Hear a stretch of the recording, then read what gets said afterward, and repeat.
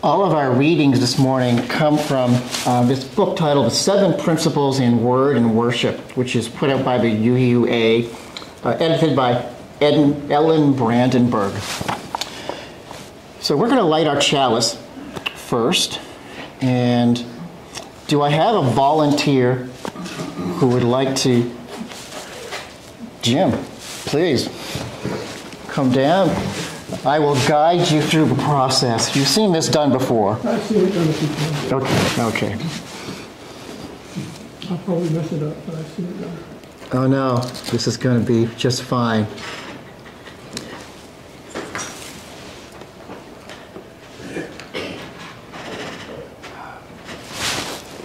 Thank you. Thank you, Jim. He needed no prompting.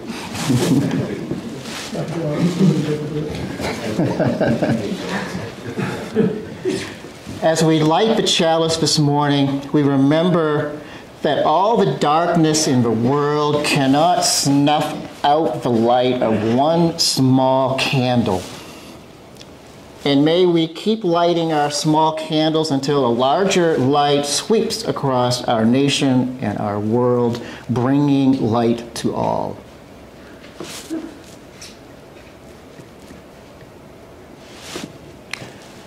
Opening words.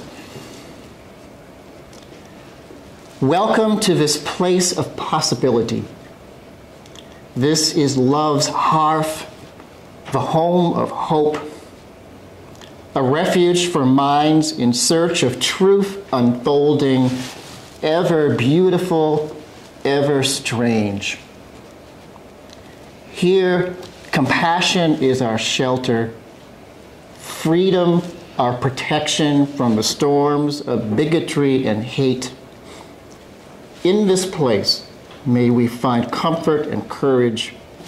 Here, may our sight become vision to see the unseen, to glimpse the good that is yet to be. Our opening song is number 16, a familiar and simple tune. 'Tis a gift to be simple.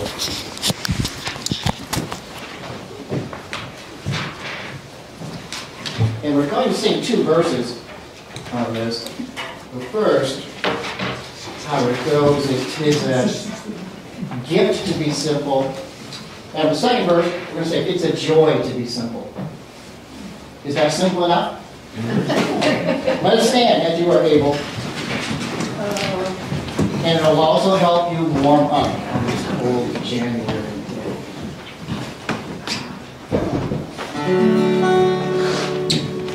It's a gift to be simple, it's a gift to be free, it's a gift to come down where we ought to be. And then we find ourselves in the place just right, we'll be in the valley of love and delight. Where true simplicity is gained, to bow and to bend, we shall be ashamed. To turn, we are delight to our journey we come and rise. 'Tis a joy to be simple, 'tis a joy to be free, 'tis a joy to come down where we ought to be, and then find ourselves in the place just right, we'll be in the valley of love and delight.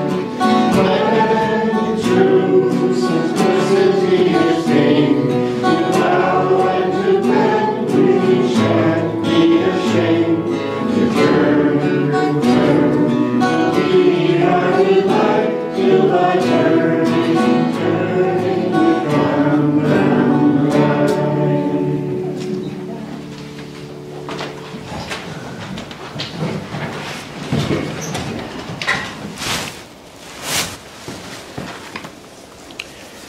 Our reading this morning is number 457. And it's by Edward Everett Hale. And he spoke here at the Holton Unitarian Church in October of 1900, and we have this copyrighted photograph of Edward Everett Hale. He was a famous Unitarian minister and author in the 19th century.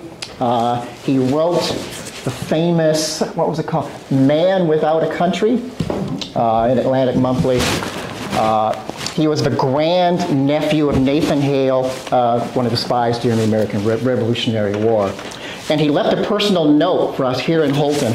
And in his penmanship on a little index card from 1900, it says, "Look up and not down, look forward and not back, look out and not in, lend a hand!" Exclamation point.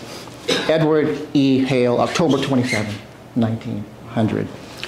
And the frame is not in very good shape, but Everett is behind glass, and it's one of our cherished pieces here at the Holton Archive. So let us read in unison. This is probably his most famous quotation.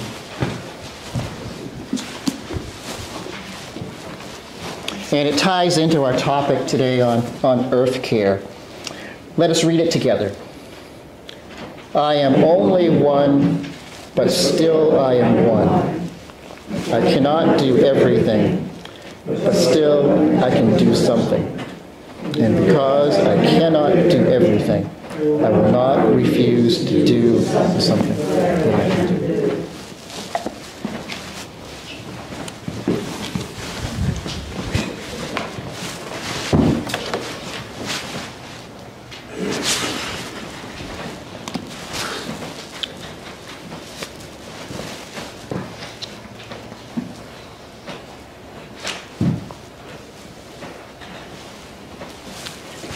So what we're doing this morning, we're going to listen to it's a 10-minute video clip of Rebecca Solnit, who is the editor of a book that we're studying, Not Too Late. I really wanted you to get a chance to see her and hear her. It's kind of an introduction, a dynamic speaker, writer, author. So it's a little long, but she talks fast and puts a lot into 10 minutes. And our censors were not able to edit out all of the colorful language. So here we go.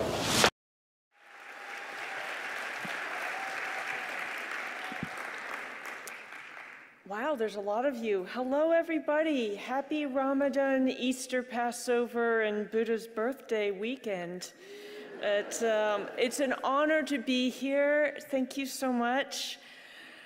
I want to talk in relationship to what Ariel mentioned, our new book that came out on the 4th, a few days ago, Not Too Late, Changing the Climate Story from Despair to Possibility. And I want to start with that subtitle because the climate requires all kinds of incredibly practical things from us. As Danny Kennedy said, to electrify everything, as a lot of us say, to exit the age of fossil fuel. And some of our tools are practical, some of them are scientific, but it's also about the stories we tell. Stories can be our prisons, they can be our wings, they can slam doors, they can open doors. And so I want to talk about the stories we tell, the stories that make us feel powerful and see possibility, the stories that make us feel defeated and despondent. So, you know, we tell stories where we're fragile and brittle, where we have needs that are just so overwhelming. We tell other stories in which we're incredibly powerful and we're here to meet the needs of others, to meet the needs of the earth itself, and that we can. So the world is made out of stories, said the poet Muriel Rukeyser some years ago, not out of atoms. And of course it's both. And I think the scientists and engineers are doing an amazing job with atoms, but they need us storytellers to take care of the stories. And so I want to start with an amazing thing that just happened in the last week or so, for which one of our book's brilliant contributors, the poet and human rights lawyer Julian Aguan, an indigenous to the island of Guam, was a lead lawyer. The small island nation of Vanuatu in the Pacific won a major victory, as the Washington Post put it, to advance international climate law after it persuaded the United Nations General Assembly to ask the world's highest international court to rule on the obligations of countries to address climate change.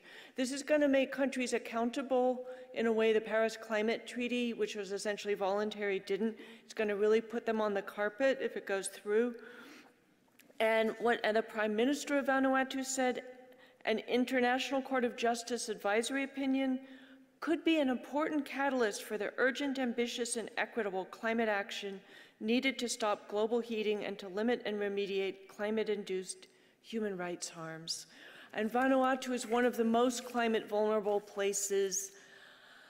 And it's a place, how many of you had heard of Vanuatu before this? Oh my God, you people are really informed. A lot of people haven't. So, but you know, to come from a place that's very small, that may go underwater, that a lot of people haven't heard of, it's really easy to feel powerless. But a handful of law students at the law school on the island decided to do something about climate. They asked themselves, what can we do 3 years ago? And you so often hear people say, even in big, powerful places like California, there's nothing we can do, we have no power, we don't know what to do, or we could try it, but what if it doesn't work? But they just said, what can we do? We're law students, let's start legal action. And so a handful of law students on a small island ended up less than 2 weeks ago in front of the United Nations, where they got unanimous approval for their resolution. It was fucking amazing.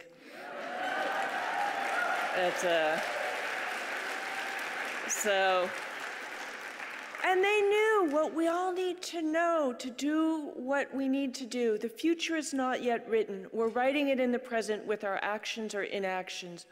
The future is being decided now. We are making the future. And of course, there are parameters. It's too late to pretend climate change didn't happen, but we still have time, although it's shrinking fast, to choose the best case scenario possible in this moment, rather than the worst. And those students, for me, were so moving and inspiring, just their decision to act with heart, act with integrity, to jump into uncertainty of whether they could win, whether they would go somewhere, and to do it. So I want to talk about 4 natures: the nature of hope, the nature of change, the nature of power, and the nature of abundance. Hope for me is about coming face to face with radical uncertainty. We don't know what's going to happen. So many people, I think it's particularly endemic among white America, love to stuff that full of certainty, whether it's the optimism that says everything will be fine, therefore we don't need to do anything, or the pessimism of it's all doomed and therefore we can stay home and eat Doritos and watch really bad Breaking Bad reruns or whatever shitty thing they want to do. But the future is not yet written. We are writing it in the present. We are, particularly in this decade, more than any other in human history, in a decade of decision for what the future will look like for thousands of years. So, and we have to act without knowing what the outcome will be. What you see for everybody who struggled for human rights, for the environment, for liberation, for justice, they didn't know if they would win. You can't start out knowing that. A lot of this stuff is going to look impossible at the outset, and then you stick around, you change people's imaginations, you win the public imagination battle, which leads to legislation, which leads to real stuff on the ground. You have to act on principle. You have to live, as my friend Roshi Joan Halifax says, you have to live by vow. So hope is neither optimism nor pessimism. It's a belief that what we do matters, even though we don't know what it will do in the end. So you may not know what you do does, but you still have to do it. I take inspiration from a lot of the great voices around us. The prison activist Mariam Kaba reminds us, hope is a discipline. Hope is not something you have or that somebody gives you. It's your commitment. It's your integrity and your relationship to making something possible, whether it seems possible or not, to standing with the oppressed, not knowing whether you can do anything or what you can do. So another wonderful passage by Alexandria Ocasio-Cortez about when she was young, before she, in one of the miraculous things of our time, ran for office, overcame the 3rd most powerful guy in Congress in the Democratic Party, and became one of our youngest Congress people ever. I know, I love her too. And I think part of what keeps me hopeful is I'm still fucking excited about AOC winning in 2018.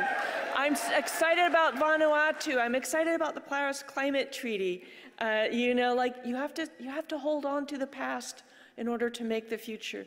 So AOC says, I was really wallowing in despair for a while. What do I do? Is this my life? Just showing up, working, knowing that things are so difficult. And I think what was profoundly liberating was engaging my first action when I went to Standing Rock in the Dakotas to fight against a fracking pipeline.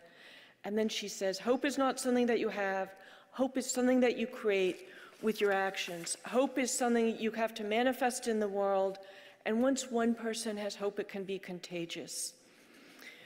So I think that's, you know, and imagine people saying like, well, we don't know if we'll win, so we won't do that. Somebody actually said to me, why should I have hope when I don't know if we can win? And it's like, have any of you ever played sports? Have any of you ever gone on a date?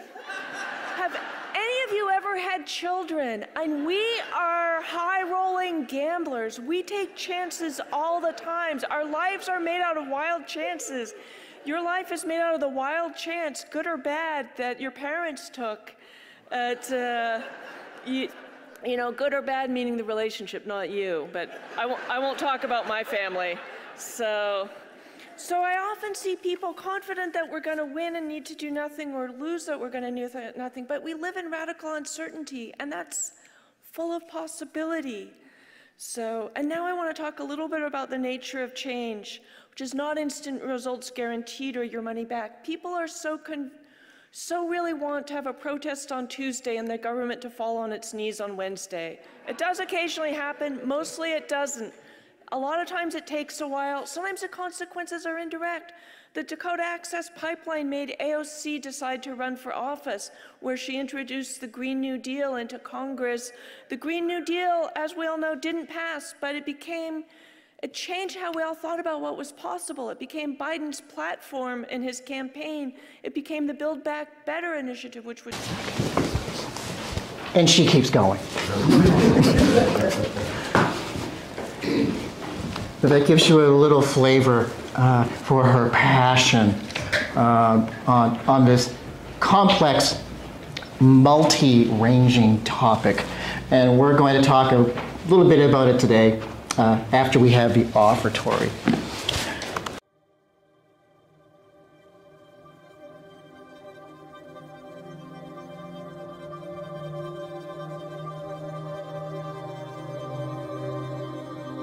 It was a summer storm that broke the heat. She had a blue umbrella as she stepped into the street. I saw her look up from beneath the brim, thought better of it and closed it up again. The rain slipped down like unchecked tears, the way that miracles arrive and then disappear. I nodded as I watched her smile and walk away, having just seen the finest prayer ever been prayed. There's a big white sky filled with stars. It feels so close but feels so far. I'm tired of all the rage, tired of all the worry. I'm ready for a great wild mercy.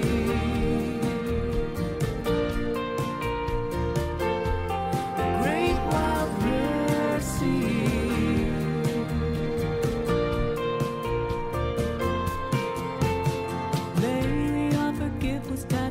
On his arm like a sign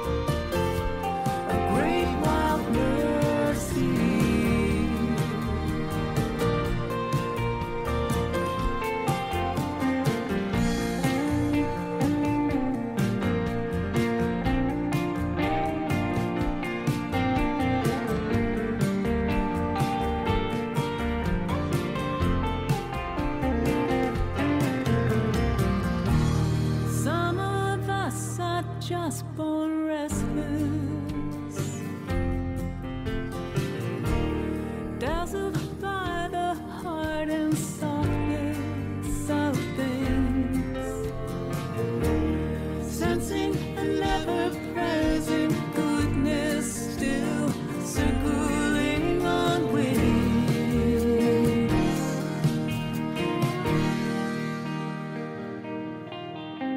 There is news of the world and news of the heart, stories we tell, parcel and part. It'll all unfold, the teller and the told, the stories that will heal us and the ones we let go. There's a big white sky filled with stars that feel so close but feel so far. I'm tired of all the rage, tired of all the worry, looking for some peace, trying not to hurry, leaning into something absolutely sturdy. I'm ready for a great wild mercy.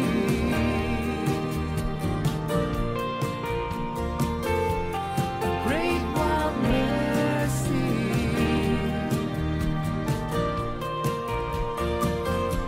A great wild mercy.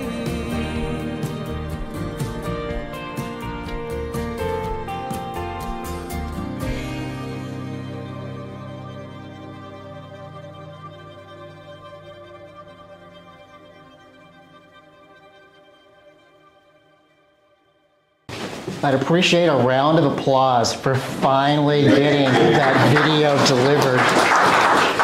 We got to get some tech help, Joshua.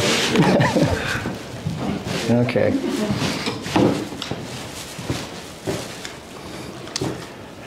This next portion of the service is quite short, okay?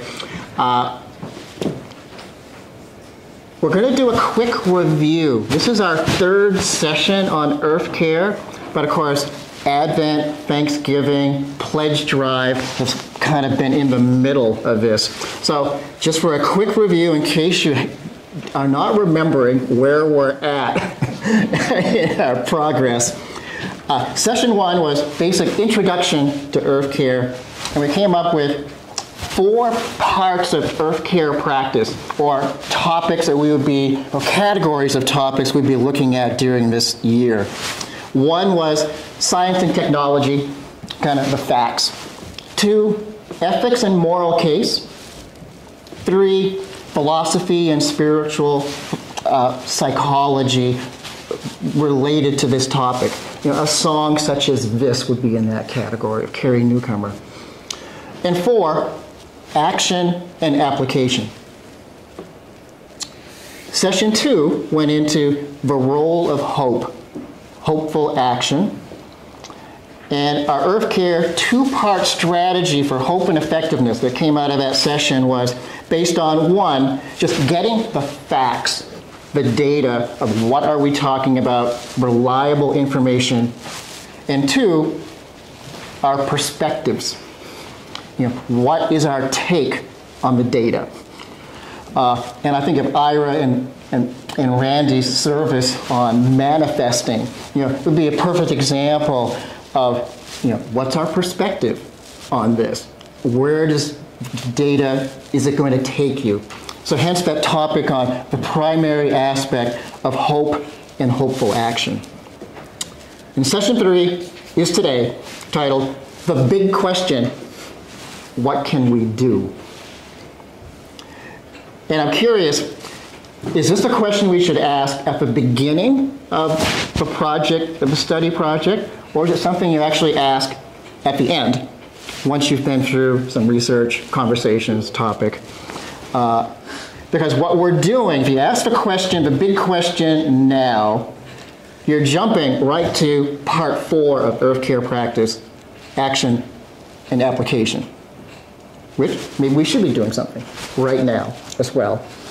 So I'm thinking we're probably going to have to keep asking this question all along the way. It's good to ask it in the beginning, and we'll see what we come up with, where we're at come spring of 2024 as we conclude EarthCare.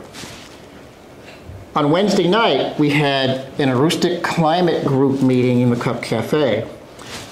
It was only our second meeting, and a new person who was attending, who had not been at the first meeting, she was curious about, of course, what the new climate group was about, and she commented that the two things she was most interested in, and felt most people would be as well, was number one, how can we have hope? And two, what can we do? She happened to be a retired educator, so I wasn't really that surprised by her take on the topic. But I was also pleased to see that her two questions coincided with the first few essays in our book, Not Too Late, and the first two topics on our EarthCare series in sessions 1 and 2. Hopeful action, and the big question, what can we do? She could not help jumping immediately to the big question, what can we do?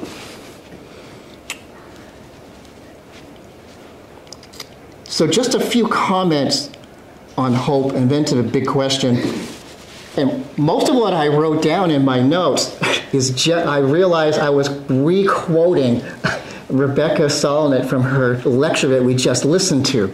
So I'm not going to do a lot of that after all. She did talk about you can't have too much optimism, like everything will be fine, so you don't need to do anything. Or the opposite extreme, too much pessimism, everything will not be fine, we're all doomed, so you end up not doing anything.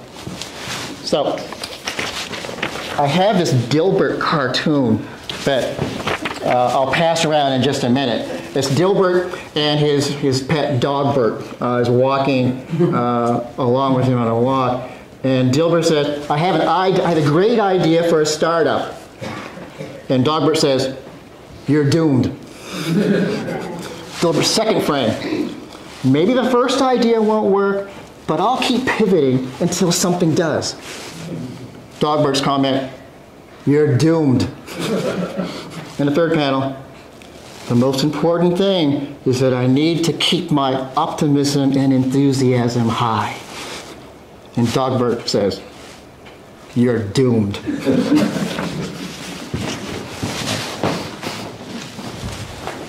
So this is, that dynamic that we're working with between pessimism and optimism.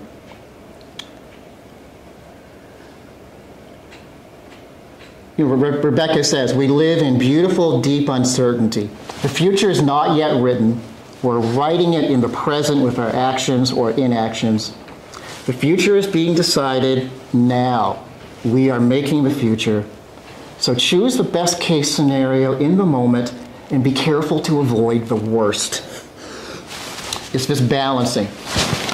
So later in a lecture, which we did not watch this morning, Rebecca tells a story about environmental activist and author Bill McKibben from Vermont, probably one of the most well-known leaders and writers of a movement. And Bill and Rebecca were attending the Paris Climate Treaty proceedings several years ago, and they were sitting out front on the concrete concourse on the ground. Bill was totally exhausted from the convention, and a person comes over and asks Bill a question. The big question. What can I, as an individual, do about the climate crisis?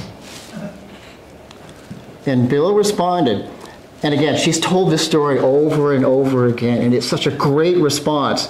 And I'm trying to build some suspense so you're ready for the line from Bill. He said, stop being an individual. Join something larger than yourself. Find your people.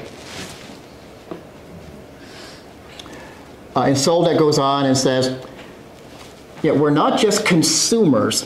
We are a citizen of the earth. Yeah, we are members of a civil society, and that is where our power lies. We have private lives, individual. We also have public lives, and that's where we participate collectively. And combining these two, of personal and collective, is where our true power lies. So I would like to read a section from the first essay by Mary Anais Hegler's essay, Here's Where You Come In. She's the adjunct professor at Columbia University, climate justice writer, and co-creator of the Hot Take podcast and newsletter. It was December 2019. The calendar said it was December, but the temperature felt like March. I took the 4 train from my home in the South Bronx to an apartment near Union Square. I had been invited to lead a conversation with a handful of artists about the climate crisis and their place in it. I didn't bring a coat. I could tell that it felt good to talk like this, open and honest about the experience of watching the world fall apart in front of our eyes, to say our fears out loud and have them and ourselves accepted and understood in this group. I could see the weight lifting from our shoulders, but it only rose so far. It hung in the air, just above our heads like a heavy, ominous cloud, until someone popped the question that brought it right back down on all of us. The big question. But what can we, as individuals, do? In the years since 2018, something remarkable has happened to the climate conversation. It finally found its way out of the academy, oozed out of the big green groups and expert circles, and it landed in the streets and the newspapers and in everyone's conversations. Now I hear it everywhere, on the street, subway, in the airport, in the changing room at my yoga studio, in the checkout line at the grocery store.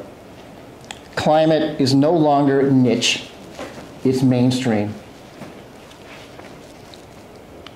And once you see it, you can't unsee it. And we're past the shock of a climate crisis at this point. We're ready to get to work and do something. What if your power in this fight lies not in what you can do as an individual, but in your ability to be part of a collective? What if you broadened your perspective beyond what you can accomplish alone and let yourself see what you could do if you lent your efforts to something bigger? Yes, it's true that you can't solve the climate crisis alone, but it's even more true that we can't solve it without you. It's a team sport. The right time to start your climate commitment is always right now. But the question remains, what can I do? Well, now that you actually understand that the question is complicated, the answer actually emerges as quite simple. Do what you're good at and do your best. Join something bigger than yourself, because this is so much bigger than any of us in it alone. It's about all of us together on this same planet. And that's why it's impossible for any climate person to tell any other climate person, new or old, just coming to this movement, what their own climate commitment should look like. We don't know what special thing that you bring to the movement. Only you know that. And we can't wait to see the magic that will happen now that you are part of this movement.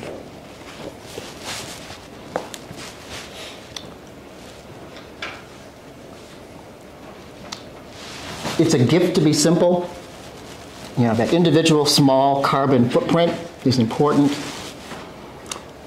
But by working together, joining us, even a small, this Aroostook climate group. There's a chapter in Prescott starting, a chapter right here in Holton just starting.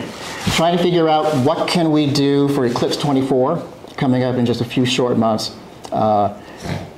The climate group wants to be part of our metaphysical fair here, to have a table and brochures ready to introduce themselves.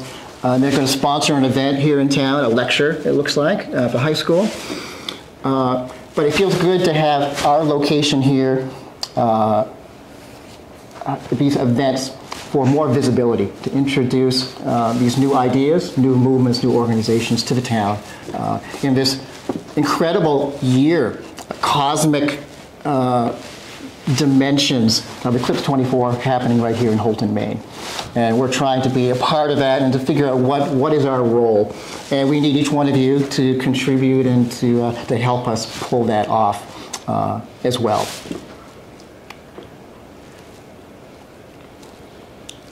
We have 2 minutes for comments. If you would like to ask anything or say anything this morning. I know we've put a lot of content in here, and we will have opportunities to talk later. Session 4, we'll have more Q&A conversation time. But if you want to get something in right now, this is your chance. Mary Alice. I just want to share a little story around this piece of the individual versus being a part of a group. And for me, this climate piece was also about water, and in my little town, the absolute enthusiasm of having a mine being built on Picket North. And so I started out alone, in the town of Patton at the select board meeting, recognizing I was feeling like I was the only person. And then I hooked up with the Natural Resource Council of Maine, because what I'm good about is I'm good about making connections. I'm good about being that I'm the quintessential social worker, and community organizer. And that went from them to all of a sudden I had a community of people in Pembroke. And why I wanted to share it is that there was all of this that was happening, and at the same time, I had to deal with my own things of, can I keep doing this? What can I do? Is it enough? And how to share that and also recognize at a moment when I was feeling my despair, I'd get an email from Robin in Pembroke just saying a little something. So I just want to share this story about how, the circle just kept getting bigger and bigger, and yet you're always there, wherever you go. And that recognition of the hopefulness and the what can I do, and not always being clear what the solution is, making enough space for the what's next. And my little mantra around this is what, so what, and now what. What, so what, now what. Thanks, Mary Alice. I'm the walking microphone. That's why I'm moving around, just getting better reception for YouTube, Mary Alice. We'll get a chance to share more of our stories later. Thank you, Mary Alice, once again. We're going to extinguish the chalice.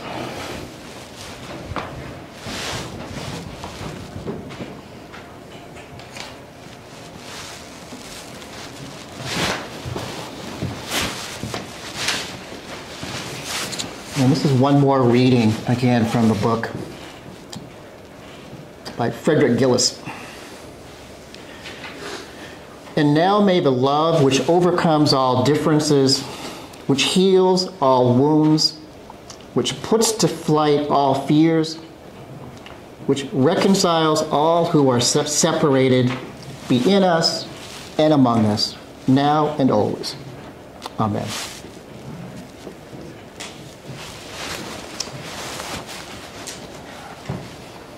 Well, thanks for being here today. This has been great.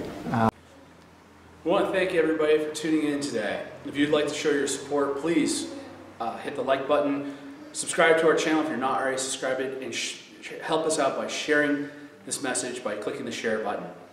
If you'd like to make a monetary donation to you, Church Holton, there is a link to our online donations in the video description down below. And again, thank you so much and have a blessed day.